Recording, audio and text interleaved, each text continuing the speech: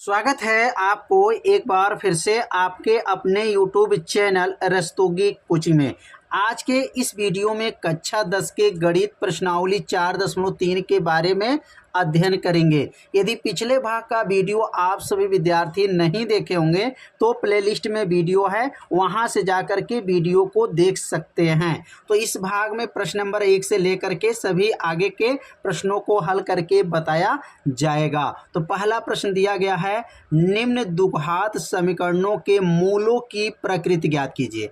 अब यह मूलों की प्रकृति का मतलब क्या है, पहले इसके बारे में नियम को समझ लेंगे, उसके बाद से जो है एक एक प्रश्न को हल करके बताया जाएगा। तो यहाँ पर सबसे पहला काम क्या करना है, पहले कुछ फार्मूला को आपको अपने कॉपी में क्या करना होगा, लिखना होगा और उसको एक बार पढ़ना होगा। आपको फार्मूला क्या हो जाएगा, याद हो जाएगा। तो सबसे पहला काम है, पहला सूत्र याद रखेंगे। विविक्तर का सूत्र क्या होता है, तो विविक्तर D बराबर सूत्र होता है B² - 4AC होता है। अगर विविक्तर निकाल लेते हैं तो मूलों का प्रकृति भी निकल जाएगा। तो सबसे पहला काम जो है, आप विविक्तर का सूत्र को याद रखिए और इस पर क्वेश्चन को लगाया जाएगा। तो B² - 4AC ये किसका सूत्र है, यह विविक्तर का सूत्र है। तो अपने कॉपी में इसको नोट कर लीजिए। अब मूलों की प्रकृति की बात करते हैं। तो यहाँ मूलों की जो प्रकृति है, यहाँ पर 4 नियम है। अब पहला नियम को पहले समझ लेते हैं। अब यहाँ देखिए D का मान जो है 0 से बड़ा आएगा। D मतलब विविक्तर, विविक्तर का मान जो है अगर 0 से बड़ा आ गया और पूर्ण वर्ग संख्या आ गया और धनात्मक संख्या आया हुआ है तो मूल की प्रकृति क्या मानेंगे, वास्तविक माना जाता है, परिमेय माना जाता है और असमान माना जाता है। मतलब D मतलब विविक्तर का मान जब हल करेंगे, जब B का मान, 4 का, A का, C का मान जब भरेंगे, भरने के बाद अगर 0 से बड़ा मान आ गया और वो भी पूर्ण वर्ग आ गया तो मूल क्या मानेंगे, वास्तविक संख्या, परिमेय संख्या और असमान संख्या। अगर D का मान 0 से बड़ा आएगा लेकिन वह पूर्ण वर्ग नहीं रहेगा, तो पूर्ण वर्ग नहीं रहेगा तो क्या होगा, वास्तविक होगा, अपरिमेय होगा और असमान होगा। बस आपको 2 नियम आपको यहाँ पे याद हो गया।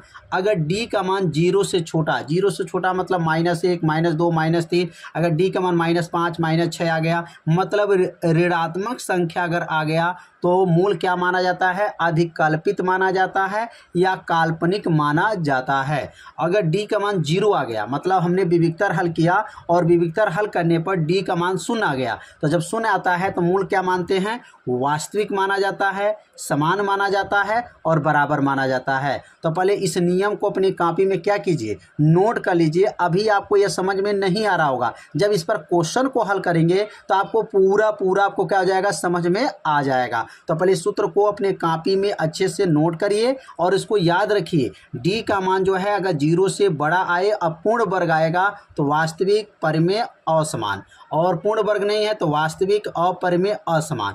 और D का मान 0 से छोटा, छोटा मतलब -1, -2, -3 आ जाए तो अधिकल्पित या काल्पनिक हो जाएगा। और D का मान 0 आ जाएगा तो वास्तविक, समान और बराबर हो गया। और सबसे IMP सूत्र अब आ गया, सीधराचार सूत्र। सीधराचार सूत्र क्या होता है, तो सीधराचार सूत्र आपको याद रखेंगे, x बराबर -b ± √b² - 4ac बटा का होता है 2a। इस सूत्र को 2 बार पढ़िए, -b ± √b² - 4ac बटा क्या है 2a। ये किसका सूत्र है, तो सीधराचार सूत्र है। इसको 2 बार आप लोग सूत्र को याद रखिए क्योंकि आज इस सूत्र की जरूरत है। अभी जब आप अभ्यास हल करेंगे तो इस सूत्र का प्रयोग करना पड़ेगा। तो सीधराचार सूत्र को पहले अपने कॉपी में नोट करके याद कर लीजिए। अब हम लोग सीखेंगे पहला प्रश्न क्या है। तो यहाँ पहला क्वेश्चन को जो है यहाँ पे नोट करेंगे और पहला क्वेश्चन क्या दिया गया है, 2x का स्क्वायर है -3x है और +5 है बराबर 0 है। अब इसको सबसे पहले मूलों की आपकी प्रकृति बताना है कि मूल वास्तविक है कि समान है कि बराबर है, और अगर मान लीजिए मूल का अस्तित्व अगर है तो उन्हें आपको ज्ञात भी करना है। तो सबसे पहला काम करेंगे, यहाँ पे इसको तुलना करेंगे। A x square plus B x plus C बराबर 0 से क्या करेंगे, तुलना कर लेंगे। अब यहाँ तुलना करने पर ए का मान, बी का मान और सी का मान पहले निकाल लेंगे। तो तुलना कर लेंगे, और तुलना करने पर ए का मान इसमें क्या है, तो ए का मान इस प्रश्न में दिया गया है, ए बराबर जो दिया गया है 2 दिया गया है। तो ए बराबर क्या लिखेंगे यहाँ पर 2 हो जाएगा, और बी बराबर क्या है, बी बराबर -3 है, और सी बराबर क्या है, 5 है। ए बार रिवीजन कर देते हैं। ए बराबर जो है, ए बराबर 2 कहाँ से आया, तो देखिए एक्स स्क्वायर के बगल में जो मान है वह ए का मान है, तो ए का मान 2 हो गया, बी का मान -3 हो गया, और सी का मान जो है 5 हो गया। अब यहाँ सूत्र लिखेंगे विविक्तर का। तो डी बराबर सूत्र क्या पढ़े हैं, डी बराबर सूत्र है बी स्क्वायर -4ac।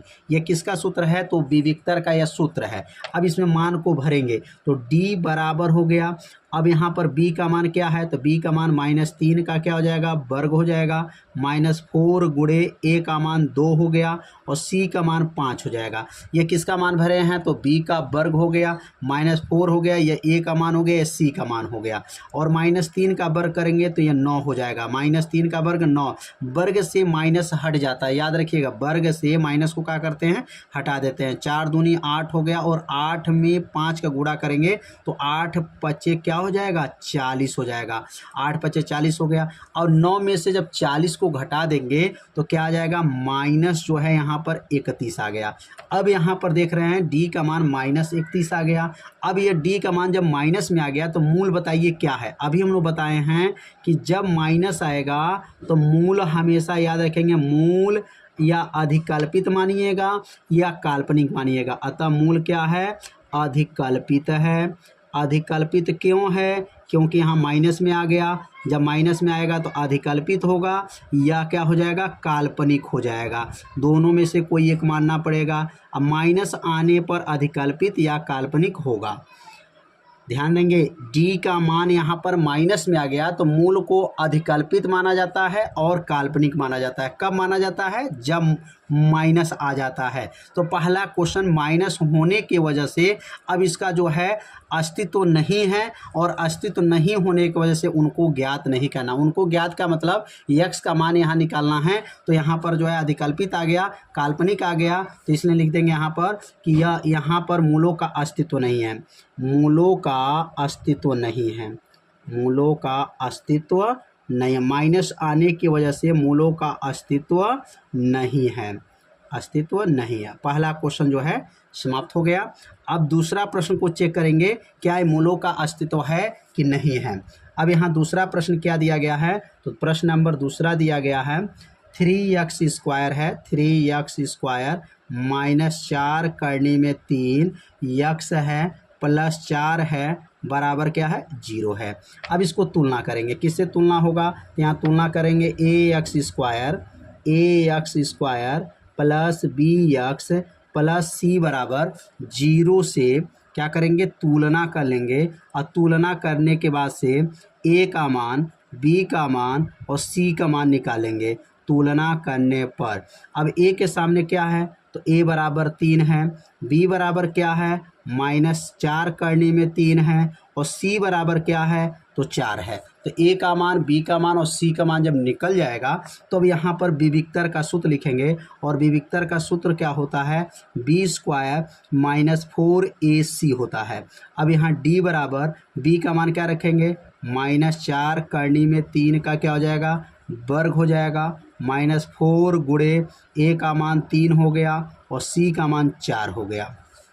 अब यहाँ पर मान भरने के बाद से अब इसको सॉल्व करेंगे, तो यहाँ पर लिखेंगे अगला स्टेप d बराबर, अब देखिए वर्ग से माइनस हट जाएगा और 4 का वर्ग 16 हो जाएगा, वर्ग से करनी हट जाएगा 3 हो गया, देखिए यहाँ पर ध्यान देंगे, 2 घात से माइनस हटेगा, 4 का वर्ग 16 होगा, वर्ग से करनी हट जाएगा, 4 तिहाई 12, 12 हो गया, 12 में 4 का गुणा करेंगे 12 चौको 48 हो गया, 16 में 3 का अगर गुणा करेंगे तो 16 तिया 48 हो जाएगा, माइनस 48 हो जाएगा।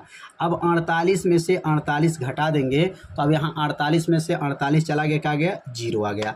अब जब 0 आ जाएगा मूल का अस्तित्व हो जाएगा। जब माइनस में आएगा, ध्यान दीजिएगा, जब माइनस में आ जाएगा तो मूल काल्पनिक हो जाएगा, अधिकल्पित हो जाएगा, तो वहाँ पर x का मान नहीं निकाला जाएगा। लेकिन जब 0 आ जाएगा तो मूल क्या है, बराबर है और या समान है कह सकते हैं, और इसका अस्तित्व भी है। तो नीचे लिखेंगे यहाँ पर अतः मूल क्या होगा, मूल लिखेंगे यहाँ पर, मूल कहा जाएगा बराबर होगा, मूल बराबर तथा समान होगा।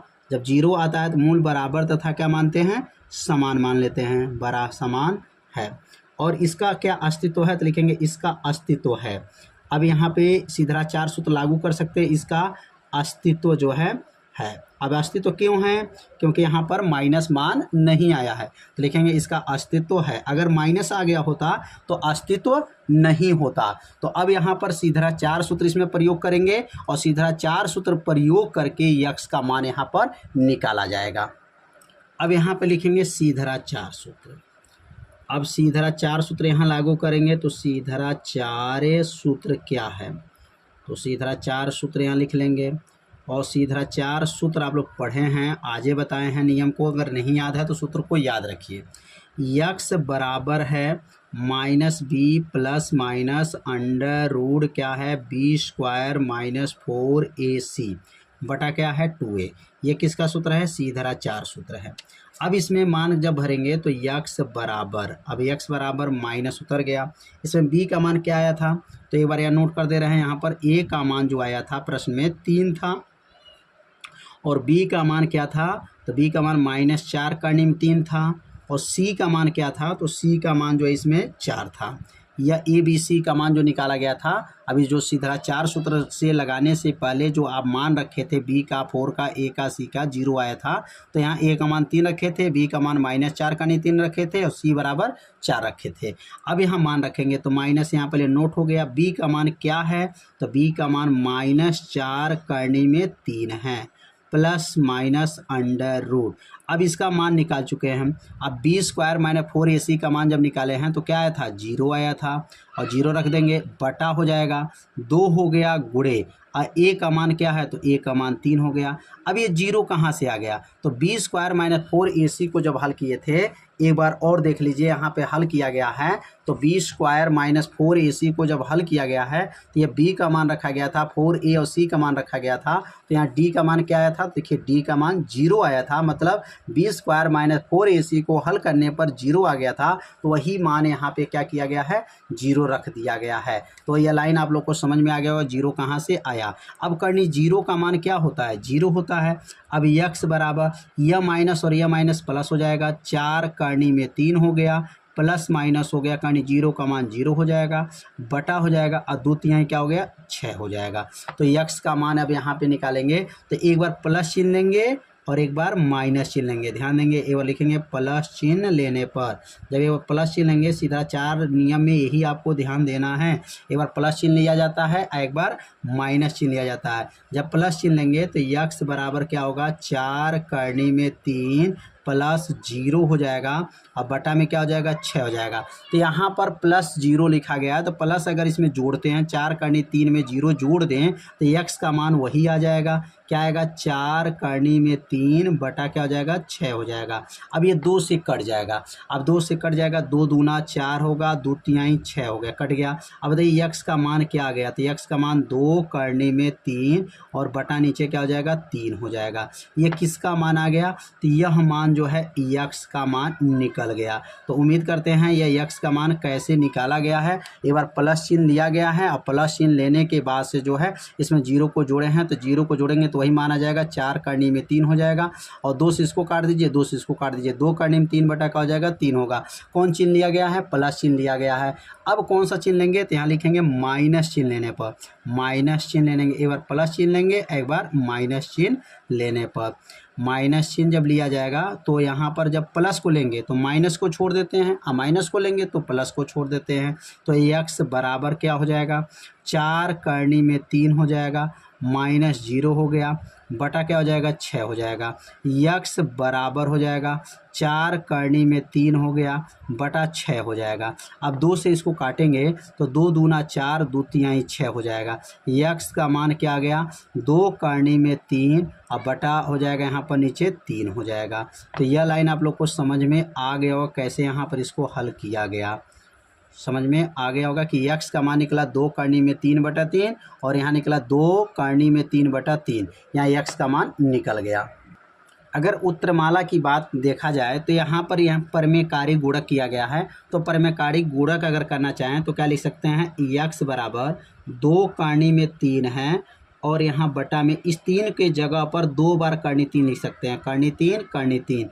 पूछेंगे करनी 3 का मान क्या होता है, तो 3 ही होता है। 3 3 की 9 और करनी 9 का मान क्या होगा, 3 होगा। मतलब यहाँ पर परमेकारी किया गया है तो करनी 3 से करनी 3 कट जाएगा तो x का मान क्या आ जाएगा, तो x का मान आ जाएगा 2 बटा करनी में 3 आ जाएगा। तो यहाँ पर जो है परमेकारी गुणक किया गया तो x का मान क्या आ गया, 2 बटा करनी में 3 आ गया। इसी प्रकार यहाँ पर भी कर सकते हैं। x बराबर क्या आएगा, x बराबर 2 हो जाएगा और यहाँ करनी 3 उतर जाएगा, बटा और 3 की जगह पर 2 बार करनी 3 लिख सकते हैं, करनी 3 और करनी 3 लिख सकते हैं। और एक करनी 3 से करनी 3 कट जाएगा तो x बराबर क्या हो गया, 2 बटा करनी में 3 आ जाएगा। तो इस तरह जो है आपको परमेकारी करके x का मान निकाल सकते हैं। तो अब उत्तरमाला का आंसर आ गया होगा 2 बटा करनी में 3 और 2 बटा करनी में 3 आंसर आया हुआ होगा। तो आप विद्यार्थी सभी लोग समझ गए होंगे कैसे इसको हल किया गया। यदि आपको समझ में नहीं आया होगा तो वीडियो को एक बार और देखिएगा जिससे आपको अच्छे से समझ में आ जाएगा। और सीधाचार सूत्र तभी लागू कीजिएगा यहाँ पर जब आपका मूल क्या हो, बराबर रहेगा या कोई धनात्मक संख्या आएगा तभी सीधाचार सूत्र लागू होगा। अगर कोई ऋणात्मक संख्या आता है b² - 4ac को हल करते हैं और ऋणात्मक संख्या आता है तो सीधाचार सूत्र लागू नहीं किया जाता है। अब अगला प्रश्न को समझते हैं। तो तीसरा प्रश्न दिया गया है, अब यहाँ तीसरा प्रश्न को नोट करेंगे और दिया गया 2x² माइनस 6x है और यहाँ पर +3 है बराबर 0। सबसे पहला काम करेंगे, इसको तुलना करेंगे। किससे तुलना होगा, ax² plus bx plus c बराबर 0 से तुलना कर लेंगे। तुलना करने के बाद से अब a का मान, b का मान और c का मान पहले बाहर कर लेंगे और बाहर करने के बाद इसको हल करेंगे। तो a बराबर क्या है, 2 हो गया, b बराबर क्या हो गया, -6 हो गया और c बराबर क्या हो गया, तो 3 हो गया। तो a का मान यहाँ 2 निकल गया, b का मान -6 निकल गया और c का मान 3 निकल गया। अब यहाँ विविक्तर का सूत्र क्या है, d बराबर b² - 4ac सूत्र है।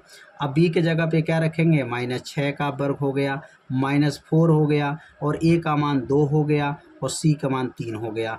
6 का वर्ग 36 हो जाएगा और 4 दूनी 8 और 8 में 3 का गुणा करेंगे तो 8 त्रिकी 24 हो जाएगा। 4 दूनी 8 और 8 त्रिकी 24 हो जाएगा। अब 36 में से जो है 24 घट जाएगा तो क्या बनेगा, 12 आ गया। अब ये 12 जो आया है तो अब d का मान बताइए, d का मान जो आ चुका किससे बड़ा आया है, d का मान 0 से बड़ा आ गया। जब 0 से बड़ा आएगा बताया गया है और पूर्ण वर्ग संख्या नहीं आया है तो मूल क्या होता है, तो आज ही बताया गया है। अतः मूल क्या बनेगा, मूल जो है वास्तविक होगा। मूल वास्तविक भी हो सकता है और असमान भी हो सकता है। वास्तविक तथा क्या हो सकता है, असमान है और इसका अस्तित्व है तो ये लिखेंगे हाँ इसका अस्तित्व भी है, क्योंकि यह 12 धनात्मक संख्या गया, ऋणात्मक संख्या होता तो अस्तित्व नहीं है तो लिखेंगे इसका अस्तित्व भी है, इसका अस्तित्व भी है। अब अस्तित्व क्यों है, तो ऋणात्मक संख्या नहीं आया है, धनात्मक संख्या है तो इसका अस्तित्व है। अब अस्तित्व भी निकल गया। अब यहाँ पर सीधाचार सूत्र लागू करना पड़ेगा, जिसका अस्तित्व रहेगा वहाँ पर सीधाचार सूत्र लागू करना पड़ेगा। अब लिखेंगे यहाँ पर सीधाचार सूत्र। अब सीधाचार सूत्र क्या पढ़े हैं हम, तो सीधा 4 सूत्र बताया गया है।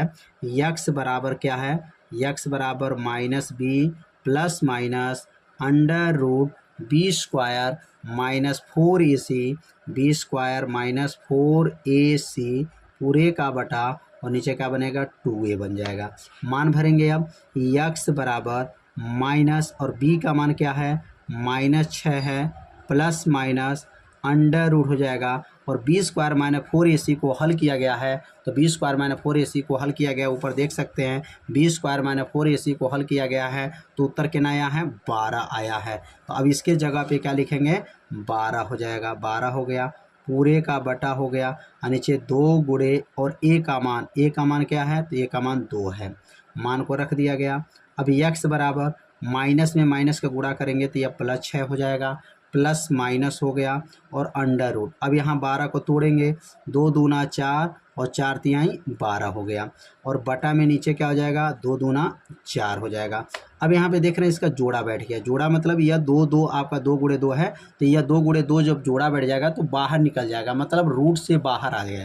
तो रूट से जब बाहर आएगा तो यक्स बराबर 6 प्लस माइनस और ये बाहर आ गया तो 2 बाहर हो जाएगा, करनी में 3 हो गया क्योंकि 3 का जोड़ा नहीं लग पाया है। जब 3 का जोड़ा नहीं लग पाया तो वह अंदर ही रहेगा, बटा और नीचे क्या हो जाएगा 4 हो जाएगा। ऊपर से कॉमन दिखाई दे रहा है, यक्स बराबर ऊपर से 2 को कॉमन ले लीजिए, जब 2 कॉमन ले लेंगे तो अंदर 3 प्लस माइनस 2 बाहर चला गया, करनी में 3 हो जाएगा, बटा में नीचे क्या है 4 हो जाएगा। 2 दूना 4, 2 से 4 को काट दीजिए, 2 दूना क्या हो गया 4 हो गया। अब यक्स का मान क्या आ गया तो यक्स का मान निकल गया 3 प्लस माइनस करनी में 3 और बटा में क्या है बटा में 2 हो जाएगा। तो अब यहाँ पे चाहे प्लस चिन्ह ले सकते हैं और माइनस चिन्ह ले सकते हैं, प्लस चिन्ह और माइनस चिन्ह।